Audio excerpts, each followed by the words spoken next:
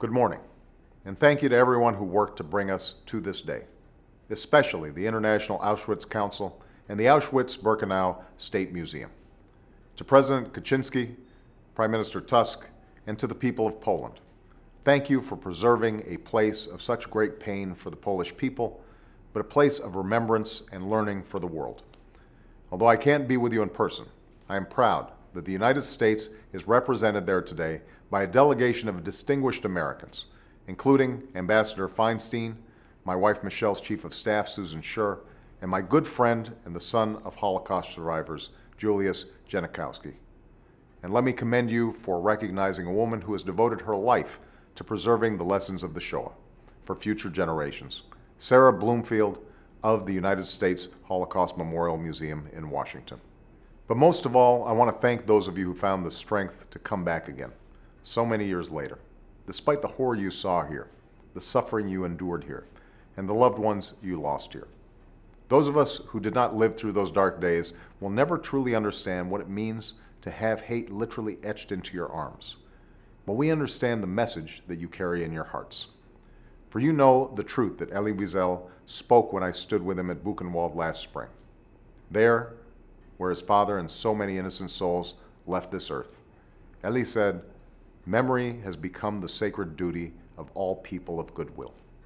We have a sacred duty to remember the twisted thinking that led here, how a great society of culture and science succumbed to the worst instincts of man and rationalized mass murder and one of the most barbaric acts in history.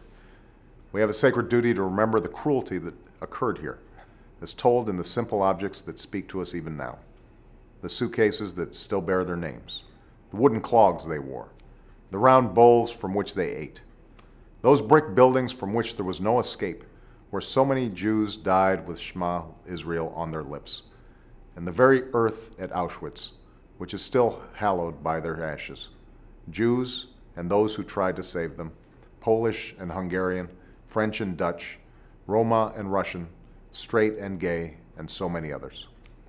But even as we recall man's capacity for evil, Auschwitz also tells another story of man's capacity for good.